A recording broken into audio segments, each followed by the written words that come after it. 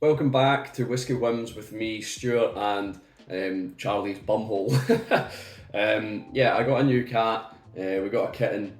We unfortunately a couple maybe last year, August, our older cat we had to put him down. I didn't want to start this video like this, and we felt like the dog was missing the company, and also we were missing having a cat. So we've now got this clumsy little guy called Charlie, who we were trying to think of whiskey names. We thought of Brora, but it didn't really suit him.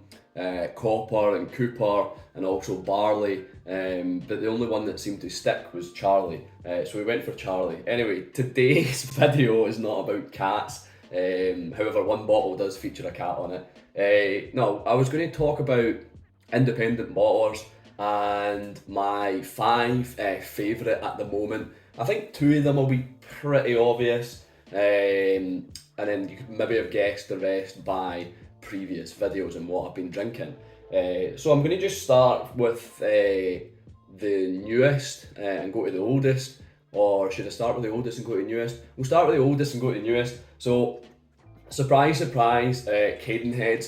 Cadenhead is one of my favourite independent bottlers, just because of the variety that you get from them. They're doing a lot more tastings as well, which is something to be commended. And I always feel there's a lot of transparency with Cadenhead. You can always ask, even if it's not necessarily stated on the bottle, if there's certain things that you feel are missing. You can tend to get that information, and it's readily available from contacting them. So yeah, I think what they're releasing at the moment, I think the original collection, they changed. It didn't used to be 46%, I think it used to just be cask strength, if my memory serves me right. But they've changed that slightly, but it's not really taken away from the quality of the whiskey, in all honesty. But yeah, Cadenhead is the oldest independent bottler in Scotland. A lot of people think, I think this would be a good quiz for people who are not necessarily nerds, and even people like myself, because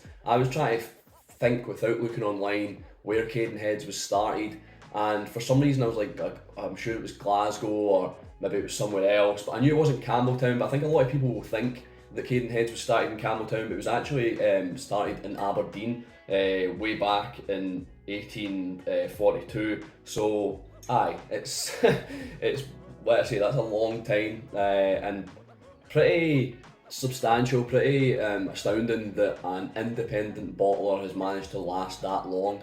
It has outlasted some distilleries, which is quite astonishing. So yeah, I think most people watching this will have tried Cadenheads, but if you haven't, they've got such an assortment of whiskey, and they also are able to release things like Springbank, Kilkerran and Longrow through Cadenhead, because it's owned by the same company. I was just looking at the cat, he looks like he's about to jump back up. So Cadenhead is number one. This isn't like a ranking thing, but just one of my favourite independent bottlers, and at the moment as well. Cadenhead has pretty much stayed, it's not unweathered, it's, get away from the microphone. It's pretty much been, look, what's this pen? Look, he likes pens for some reason.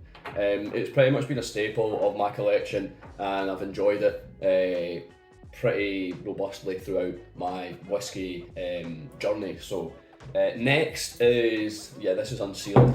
This is sealed. Next is Signatory. Signatory kind of stole my heart when I went and visited. Oh my god, I've totally drawn a blank.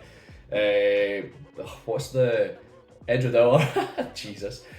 So yeah, Signatory stole my heart when I visited Edredauer Distillery for a tour, and they had the Signatory shop there. The actual first bottle I bought from Signatory, it's up there, it's sealed as well. It's a 1995 Clynelish, which was my year of birth, and it was a 22-year-old, so I thought I would buy it. I think it was like £175, which was one of the most expensive whiskies I'd bought at the time. But I didn't realise how many or how expansive Signatory is. So I think Cadenhead was probably quite obvious. I'm not sure about Signatory, but I've had quite a lot of Signatory from the unchill filtered. I've had 287 proof bottles. I've got several of the cask strength versions, and yeah, I've had quite a few whiskies from them. He likes this basket, so I think this will keep him occupied. The next bottler, which is probably quite obvious as well, is Thompson Bros. It's got a little ginger cat on it, just like Charlie here. This is a Clinleash, Longmorn. Yeah, Thompson Bros, obviously Phil and Simon. They're currently got Dornoch Distillery, which is where they're producing their own whiskey, and they've got the independent bottling, which I believe they started with, and then the distillery came along, and they've even got Dornoch South. I don't know if that's what the distillery is going to be called, but Dornoch South they've had planning permission granted, and it might be the start of next year that they start building. I'm not too sure, but they guys are great as well. What they're doing, the team up there, they're a great team, wonderful team. Definitely whiskey nerds, like huge whiskey geeks. So yeah, a lot of time for Dornoch, a lot of time for their whiskey, and a lot of time for their releases. I've not any bad ones, maybe just one or two from memory, and I've had a lot of Dornoch bottles, and I've got a lot to open still. So yeah, Thompson Bros for sure, definitely up there in my top 5. So what have we had? Cadenhead, Signet, and Thompson Bros. So I think they're the pretty much the obvious ones and kind of cliche, if you will. My next two are relatively new independent bottlers. I've covered them on the channel, and I'm just enjoying what they're doing, what they're releasing. So the first is Little Brown Dog, which their distillery is, I think it's an old mill or old. Anyway, it's made from repurposed materials. It's almost entirely made from repurposed materials. They've got fire doors from Macallan. They were, I don't know whether they were donated or whether they bought them off them, but like second-hand fire doors. They obviously passed some sort of fire inspection anyway. So yeah, it's a place I would like to visit. It's in Aberdeenshire, so it's not too far, and I'm up in Aberdeen now and then. But what they've had, what they've been releasing, and the fact that they've changed from 50 cl to 70 cl as well is good. But the whiskey I've had from them, I've only had one that I didn't really agree with so far, and it was that Tormore Takai cask. But the rest has been pretty fantastic. And like I say, I like what they're doing. Pretty community led. They've done a video where the fans, where customers could submit a little.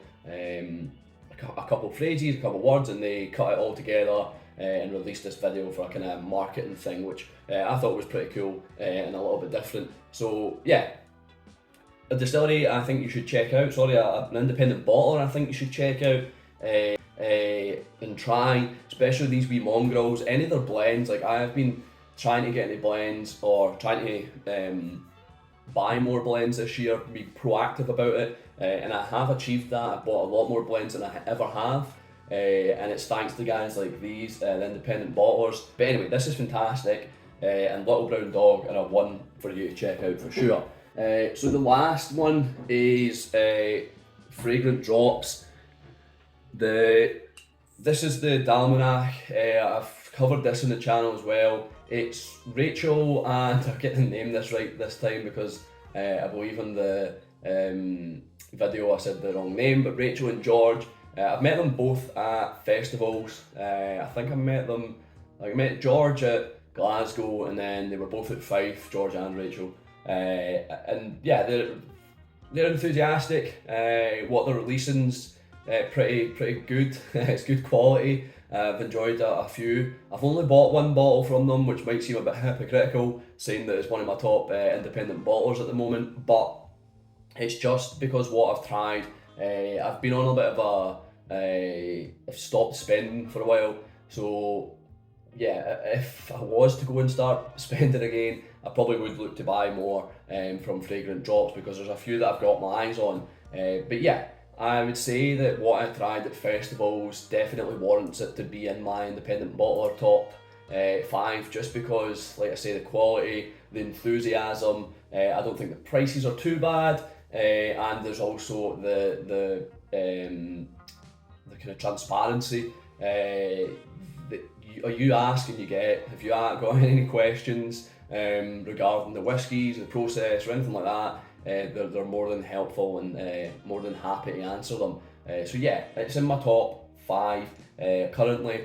This might change, this list. It's kind of, I suppose it's quite dynamic. The only ones that have stayed consistent are probably Thompson Bros and Cadenhead. Signatories been in and out, but definitely Thompson Bros and Cadenheads have been up there. So yeah, hopefully this video was worthwhile and not just me rambling about what I like. But you should definitely try them, these independent bottlers. I would 100% say get to Cadenhead. It's if you're near Edinburgh or Glasgow, they've got shops all over. I'm sure, not Glasgow, Campbelltown, but I'm sure they've got a shop in London as well. Dornoch's a little bit harder to get to, just because of the location and the drive, and but it's if you're ever up that way for any particular reason, stop in at the distillery. Obviously give them a little message beforehand. See what they're doing, because yeah, great, like I say, a great team. Signet today, it's unfortunate that you can't go there anymore, or currently, so hopefully that changes. And then Fragrant Drops and Little Brown Dog, I've not been to either, but if you see them at whisky festivals, definitely hit them up, because yeah, they're producing some quality whiskies at the moment. So that's all I've really got to say in the matter. I've been Stuart. I've been Stuart. This has been Whiskey Whims. I'll see you later.